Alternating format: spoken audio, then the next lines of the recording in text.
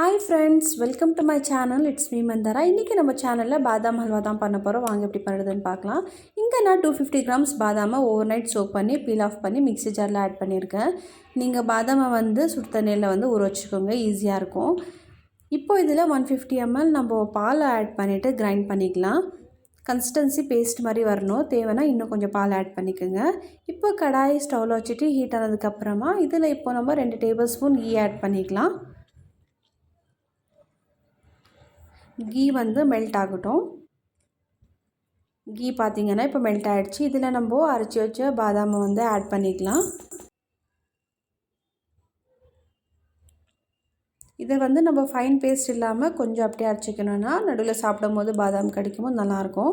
இப்போ இதை நம்ம மிக்ஸ் பண்ணிக்கலாம்.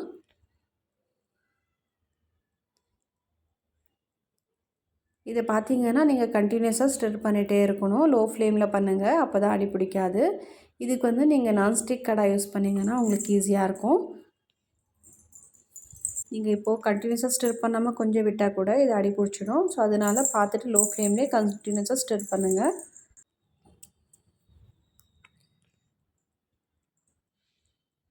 இப்போது இதில் சுகர் ஆட் பண்ணிக்கலாம். 200 கிராம் பாதாமுக்கு நான் 150 கிராம் சுகரை ஆட் பண்ணியிருக்கேன்.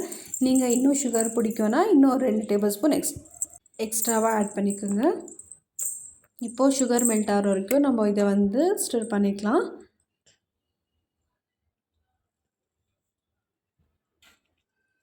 இப்போ பார்த்திங்கன்னா சுகர் எல்லாமே நல்லா கரைஞ்சிருச்சு.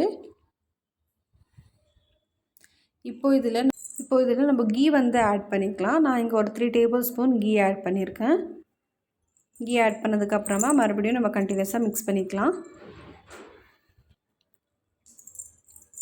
ஸ்டவ்வை நீங்கள் லோ ஃப்ளேமை வச்சே இதை குக் பண்ணிக்கோங்க.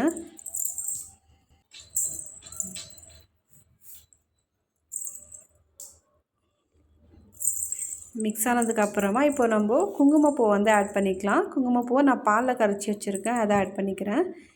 நீங்கள் குங்குமப்பூ இல்லைன்னா ஃபுட் கலரை கூட நீங்கள் லைட்டாக ஆட் பண்ணிக்கலாம்.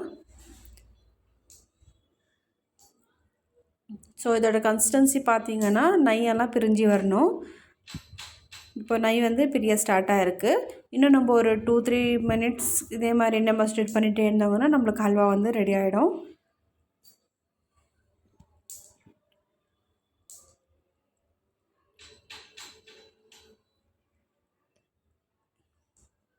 இப்போ நம்மளுக்கு ஹல்வா ரெடி ஆகிடுச்சு. இந்த ஸ்டேஜில் நம்ம ஏலக்காய் தூள் அப்புறமா நட்ஸை ஆட் பண்ணிக்கிட்டு சர்வ் பண்ணோன்னா நம்மளுக்கு சூப்பரான ஹல்வா ரெடி. இந்த மாதிரி மோர் வீடியோஸ்க்காக மறக்காமல் நம்ம சேனலை சப்ஸ்கிரைப் பண்ணிவிட்டு சப்போர்ட் பண்ணுங்கள். தேங்க்யூ.